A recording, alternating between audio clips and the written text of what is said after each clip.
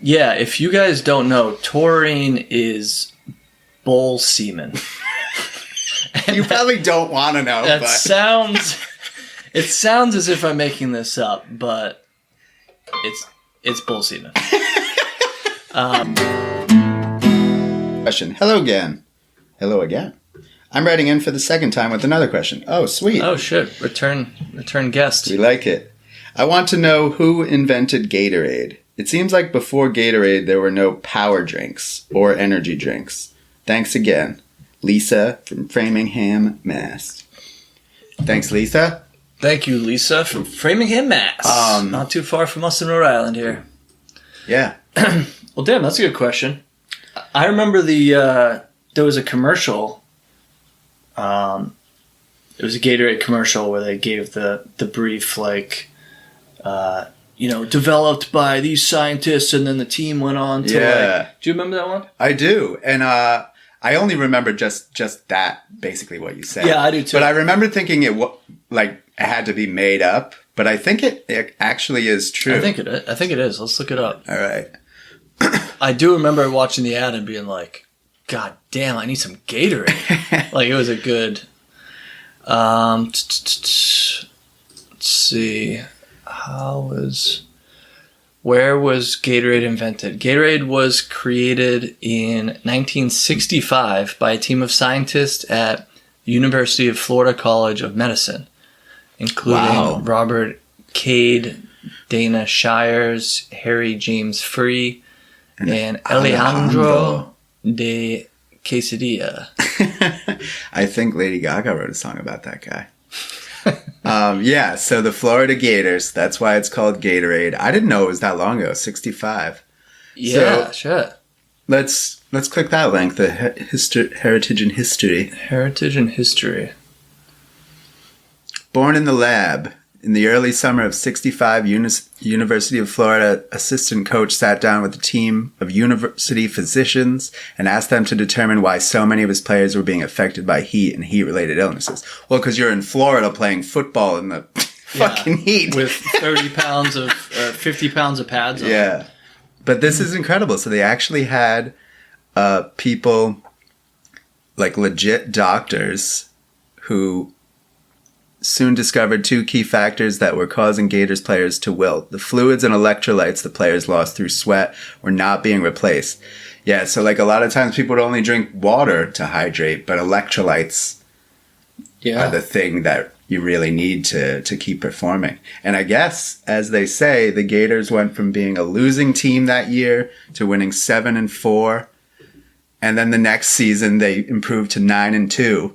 And so there was started being like buzz about Gatorade.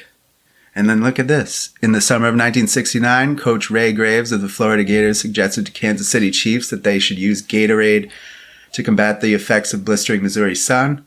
The Chiefs were so impressed with the Gatorade that they kept it on their sidelines throughout the entire season, which concluded with a stunning victory over the heavily favored Minnesota Vikings in Super Bowl IV. Wow. Damn. Gatorade was the secret. Proven, yeah. And I think to this day it's on NFL sidelines, right? Yeah. No, it definitely is. That's never left. That's one of the big bets in the Super Bowl is what color is the Gatorade that's right, yeah. going to be dumped on the winning coach. It's always, the favorite is always orange yellow. Or yellow, yeah. Yeah. That damn yellow is always pulling in the victory. It is funny though, so Gatorade's obviously been around for a long time, but they were talking about power drinks and energy drinks. I feel like Red Bull was the first one I remember hearing about. And now you go into any gas station and instead of there being soda and juice, there's 4 cases of energy drinks and power drinks and then one of soda and juice. Yeah. How did this... Huge. It's insane that this industry just took off. Seemingly, Red Bull was one of the... And what's crazy is, people don't... I don't think a lot of people don't realize how much sugar is in sports drinks. Oh, yeah. It's like you're going to get a rush. It's the same amount as Coke.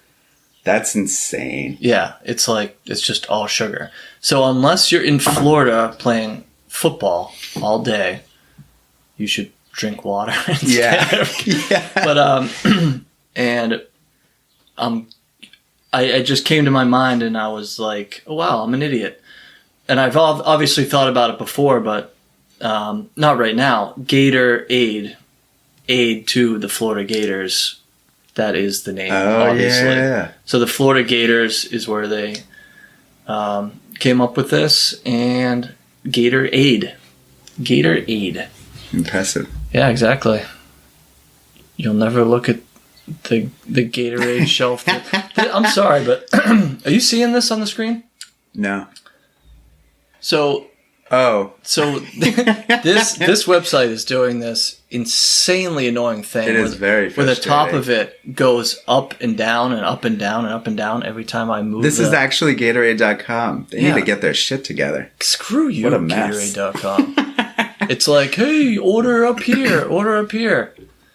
I'm giving you free advertisement. Yeah. I buy On our Gatorade at podcast the and grocery YouTube show. store. I'm not ordering online. Yeah, stop flashing shit in front of my eye, because now we have to talk shit about you a little bit.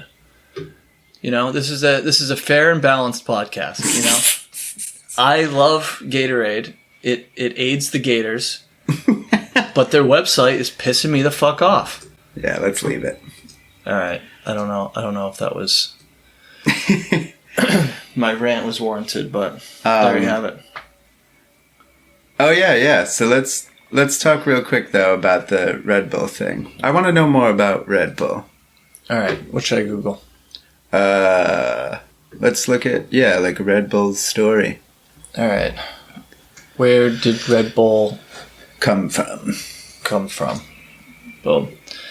All right, the Red Bull story: how the world's top energy drink began in Thailand, but it took an Austrian to make it a global phenomenon. Wow. So Thailand, I feel like that makes sense. I don't know what's in Red Bull, like ginseng or taurine. Oh yeah, taurine. That's why it's called Bull, because like toro. Oh yeah. So I'm just gonna explain exactly where you're going with this. All right. Yeah, if you guys don't know, taurine is bull semen. You probably don't want to know. That but it sounds as if I'm making this up, but it's bull semen. It's not actually bull semen; it's synthetic. So they. Oh well, that's a nice separation. It is a nice separation, but they synthetically make it exactly like the semen. Wow. So it is what it is. I guess I gotta come to grips with that. Well, I mean, Can I get a little vodka with some bull semen in there? Yeah, exactly. Trying to keep my night going. Extra semen, am I right? But I mean, it obviously leads the question to who was the first person drinking bull semen. Oh my god! It's like, I don't want to know. You know what I mean? But I know. some guy in the village is lifting fucking bricks and like building houses with his bare hands. It's like, what the hell is this guy drinking? He's like, down there like milking the. All right, I won't get too graphic, but at some point there was a guy who did it. Yeah. Yeah, that's some kudos fucked up, to him. Yeah, I guess congratulations, buddy, you did it. You ate enough animal semen to find the one that actually helped. Yeah. All right, so they're saying some guy with a crazy Thai name that I cannot say. Oh, don't even Phak bother. Hafan Kimthong.